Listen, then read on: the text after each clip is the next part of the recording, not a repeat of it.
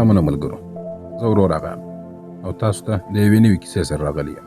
د الوتکې له سقوط وروسته 7 کسان د افریقا په یوه ډېر ویرونکې دښته کې بند پاتې کېږي. دا خلک په داسې ځای کې راګیر سوي وي چې د هغه ځای څخه ژوندی وتل تقریبا ناممکنه ښکاري، ځکه چې د افریقا وحشي ځناور هرې خواته موجود دي او تل د ښکار په تمه دي. کیسه د افریقا په مشهورې کالاهاري دښتې کې پیلېږي. هلته موږ ډاکټر انډرو وینو چې له خپلې مېرمنې سره د عیسوي مبلغ په توګه کار کوي. نن ورځ د هغه لپاره ډېره سخته ده، ځکه چې یوه جراحي یې ناکامه سوې ده او یو ناروغ د ده په لاسونو کې مړ سوی دی. د دې پیښې وروسته انډریو له دننه څخه په بشپړه توګه سره ماتیږي. په همدې وخت کې یو سړی راځي انډریو ته خبرداری ورکوي چې وسلوالې ډلې دې سیمې ته رارسېدلې دي. هغوی امریکایان نیسي او د انډریو په اړه هم معلومات لري، یعنې هره شېبه دلته راتلی سي. انډریو سمدستي خپلې مېرمنې ته ورځي چې هلته ماشومانو ته زده کړې ورکوي. هغه خپلې مېرمنې ته وایي چې باید سمدستي له دې ځای څخه ولاړ سو، ځکه موږ دلته د جدي خطر سره مخ یو. خو د انډریو مېرمن نه غواړي دا ځای پرېږدي. هغه وایي چې غواړي د دې خلکو لپاره یو څه وکړي او دا ماشومان یوازې نسي پرېښودلی. خو انډریو ورته وایي چې دلته پاتې کېدو سره هېڅ راتلونکی نسته. بالاخره دواړه له خلکو سره مخه کوي او د هوایي ډګر پر لور باندې روانېږي. لږ وروسته هغوی یو کوچني هوایي ډګر ته ورسېږي چې د دښتې په منځ کې موقعیت لري. هلته یوه کوچنۍ الوتکه ولاړه وي. انډریو پیلوټ ته وایي چې دی هم غواړي له دې ځای څخه ولاړ سي، خو پیلوټ انکار کوي او وایي چې الوتکه له مخکې څخه هم ډکه ده. انډریو د زیاتو پیسو وړاندیز ورته کوي، خو پیلوټ بالاخره راضي کېږي چې انډریو او د هغه مېرمنه هم له ځانه سره یوسي. خو شرط دا دی چې هغوی به خپل سامان له ځانه سره نه وړي او نور شیان به وروسته ورولېږدول سي.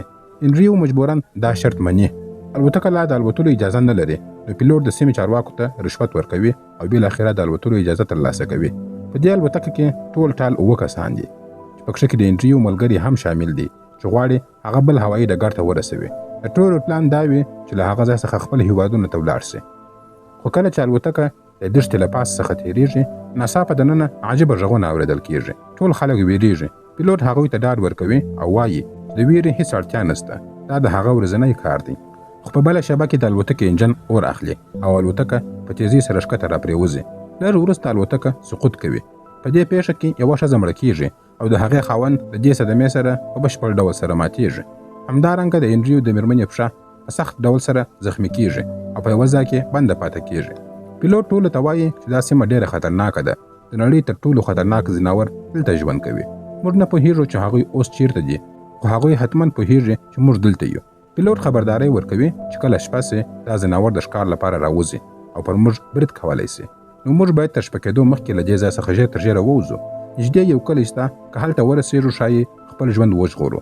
خو انډریو نسي تللی، ځکه چې د هغه د مېرمنې پښه دومره زخمي ده چې هغه ګرځېدلی نسي. اوس نور ملګري مجبوره کېږي چې د وتلو په اړه باندې فکر وکړي، ځکه چې د شپې راتلو سره هوا سړېږي او خطرناک ځناور ښکار ته راوځي. په پای کې دا خلک پرېکړه کوي سفر پیل کړي. تر ټولو لومړی د مړې ښځې جسد په ځمکه کې ښخوي تر څو وحشي ځناور یې ونه خوري. انډریو خپلو ملګرو ته ژمنه ورکوي چې که کلي ته ورسېدلاست حتما مرسته راولېږئ. موږ به دلته ستاسو په انتظار باندې ناست یو. وروسته 4 کسان کښېني او دا پرېکړه کوي چې کوم طرف ته باید ولاړ سي. هغوی ته ویل کېږي چې کلي شاوخوا 20 کیلومتره لیرې دی. یو کس وایي چې باید د جنوب طرف ته ولاړ سو، ځکه کلی هلته دی. خو پیلوټ ورسره مخالفت کوي او ورته وایي چې کلی د جنوب لویدیځ طرف ته دی. هغه دا هم وایي چې دی توپک لري او که څوک خپل له ژوند سره مینه لري نو له ما سره دې راسي. په زور سره ټول خلک د پیلوټ خبره مني او د دې خطرناکې دښتې له لارې د کلي پر لور باندې روانېږي. د 100 ساعتونو مزل وروسته هم د کلي هېڅ نښه او نښان نه ښکاره کېږي. ټول ډېر ستړي او د سخت ګرمۍ له امله تږي سوي دي. پیلوټ لږ اوبه لري چې ټول یې په ګډه سره څښي. د دوی مخې ته یو لوړ غر راځي. پیلوټ فکر کوي چې کلی به د غره وها خواته وي. وروسته دوی په صخرې سره وغره ته خېږي. خو کله چې د غره سر ته ورورسېږي، هغه منظر چې ویني ټول ورخطا کېږي. تر لیرې پورې هېڅ کلی نه ښکاره کېږي، یوازې پراخه دښته ده. داسې دښته چې ورننوتل یې د مرګ معنا لري. په همدې وخت کې هغه کس چې مخکې د جنوب ختیځ خبره کوله په غوسه کې د پیلوټ توپنچه اخلي او هغه وایي ما مخکې هم درته ویلي وه چې موږ پر غلط لور باندې روان یو. اوس به موږ جنوب ختیځ ته رسېدلي وای. خو نور خلک له دې پرېکړې سره موافقه نه کوي. هغه وایي چې دا به ښه وي چې بېرته د الوتکې خواته ولاړ سو، ځکه چې هغه ځای ډېر خوندي و. دوی کولی سول هلته ورسېږي او بیا له هغه ځای څخه بل طرف ته روان سي. خو هغه سړی چې توپنچه ورسره وه ډېر ضدي پاتې کېږي، یوازې د خپلې خوښې پر لارې باندې روانېږي. پاتې ټول خلک بېرته د الوتکې خواته راځي. ټول ډېر ستړي سوي وي، خو بیا هم په یو رقم سره ژر تر ژره الوتکې ته ځان وررسوي.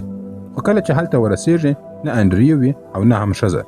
هر ځای وینه پرته وي او د زمري د نوکانو نښې هم پر الوتکې باندې ښکاره کېږي. اوس ټولو ته معلومه سوه چې زمري پر هغوی باندې برید کړی دی او د انډریو ښځه وژل سوې وه. دا حالت چې خلک ویني ټول ډېر ویریږي، خو ځکه چې زمری هر کله بیا راتلی سي. د خپل ژوند د ژغورلو لپاره هغوی لږ نور هم مخته ځي. ناڅاپه انډریو راښکاره کېږي. هغه پایلټ نیسي او پر ځمکه باندې یې راغورځوي.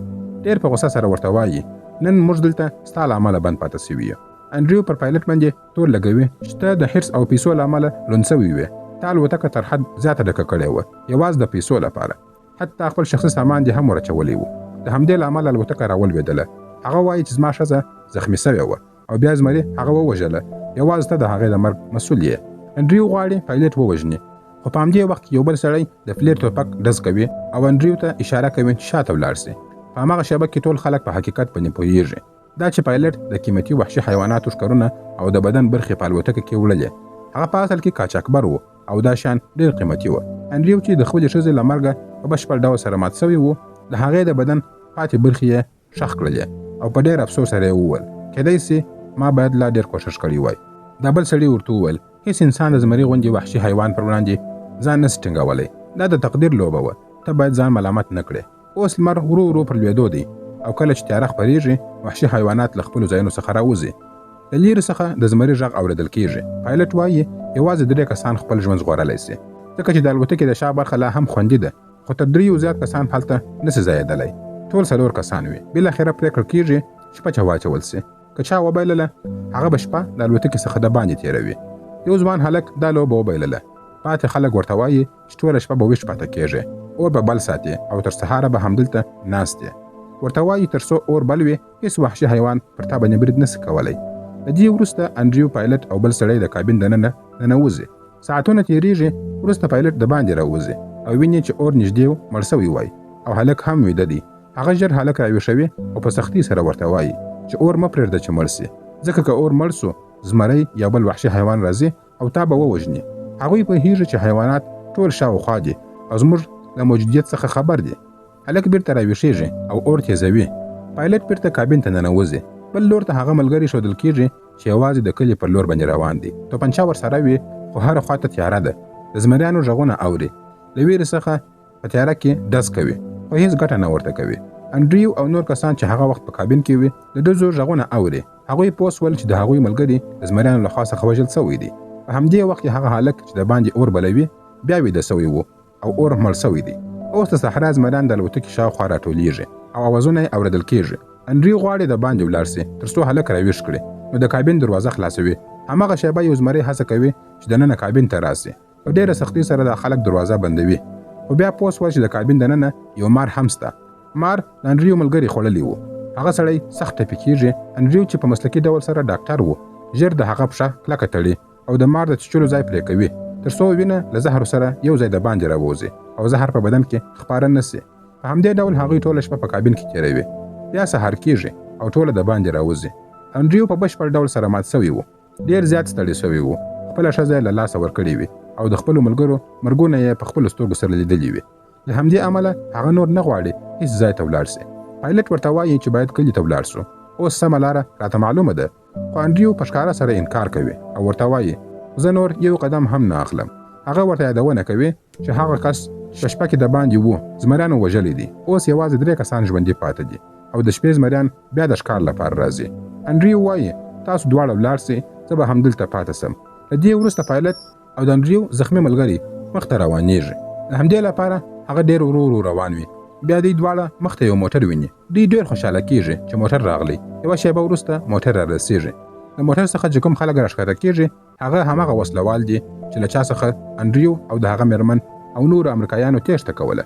هغوی انډریو پېژني او پر هغه باندې ډزې کوي. پر ځمکه یې راغورځوي. د انډریو ملګري سمدستي چیغې وهي او وایي چې دی مه وژنئ، دا یو ډېر ښه سړی دی. وسلوال د هغه څخه پوښتنه کوي چې آیا دا ستا نوکر دی؟ هغه وایي نه، زه د ده سره کار کوم. دا زموږ په شان د خلکو سره مرسته کوي، زموږ علاج کوي، دا یو ډاکټر دی. له دې وروسته هغوی د الوتکې تلاشي کوي او هلته د ډېرو وحشي حیواناتو ښکرونه پیدا کوي. دا چې یې ولیدل نو لا زیات غوسه کېږي. ټوپک د انډریو پر سر باندې وږدي او ورته وایي تاسو زموږ هیواد ته راځئ او زموږ وسایل لوټ کوئ، بیا یې خپل هیواد ته وړئ. اوس هېڅوک نسي کولی چې تاسو وژغوري. بیا پایلټ مخې ته راځي او ورته وایي چې دا ښکارونه او هډوکي د انډرو نه دي، دا زما دي، دا قاچاقي کار زه کوم. خو مخکې له دې چې هغه ووژني د انډرو بل ملګري هغه هم افریقایي دی، هڅه کوي چې دوی ودروي او ورته خبرې پیل کوي. دا خبرې وسلوال نور هم غوسه کوي او هغه خپل افریقایي سړی وژني. اوس یوازې انډرو او پایلټ پاتې کیږي. نور ټول خلک وژل شوي وي. په وسلوالو کې 3 کسان وي. یو وایي زه موټر اخلم تر څو سامان پکښ یوسم، تاسو دواړه پر دوی باندې نظر وساتئ. د دې وروسته انډرو او پایلټ په ځمکه باندې کښېني. دواړه په خاموشۍ سره د خپل برخلیک انتظار کوي. وسلوال د هغوی مخې ته ناست وي او توپکونه یې پر دوی باندې نیولي وي. ډېر ساعتونه تېرېږي او ستړي وسلوال ویده کېږي. په همدې وخت کې پایلټ پوهېږي چې دا یې د تېښتې وروستی چانس دی، خو د ژوند لپاره باید پر هغوی باندې برید وکړي. هغه ناڅاپه پر یو وسلوال باندې برید کوي او پر هغه باندې ډز کوي. د ډز غږ سره بل وسلوال راویښېږي. انډرو د هغه توپک نیسي، د دې دواړو سره حملې کېږي. د دې کشمکش پر مهال باندې مرمۍ پر هغه باندې لګېږي او هغه مړ کېږي. انډرو هڅه کوي چې هغه وژغوري، خو اوس یې هیڅ امکان نشته چې هغه دې وژغورل شي. انډرو لا نور هم ماتېږي، ځکه د هغه کار د خلکو ژغورل و، نه دا چې څوک ووژني. پایلټ هغه ته ډاډ ورکوي او وایي موږ باید سمدستي له دې ځای څخه ووځو. زه نسم کولی چې تا یوازې دلته پرېږدم، موږ دواړه به یو ځای وځو. انډرو زخمي وي. پایلټ ورته اوږه ورکوي او ورو ورو یې له ځانه سره بیایي. خو انډرو له حد څخه زیات ستړی شوی وي او د زخمونو له امله بیا لویږي. هغه پایلټ ته وایي چې زه نور نسم کولی چې یو ګام هم مخکې ولاړ سم. پایلټ هغه ته تشویق ورکوي. هلته مخې ته یو غټه ډبره ده، زه تا هلته ورسوم چې مرسته پیدا کړو. پایلټ په ډېر احتیاط سره انډرو د هغې ډبرې خواته بیایي. په لاره کې انډرو بیا لویږي، خو پایلټ نه تسلیمیږي. هغه بیا راپورته کوي او بالاخره یې د ډبرې سر ته ورسوي. له هغه ځای څخه انډرو ویني چې کلی ډېر نږدې دی. حقیقت دا دی که دوی وختي پر همدې طرف راغلي وای نو ټوله به ژوندي پاتې سوي وای، خو د غلطې لارې انتخاب هر څه تباه کړي دي. هغه زمری چې غواړي هغه ښکار کړي لا هم شاوخوا ګرځي.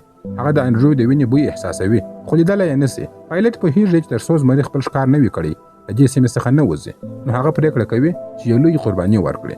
هغه فکر کوي چې که د انډرو ژوند زما د ژوند په بدل کې ژغورل کېږي نو دا معامله ګرانه نه ده.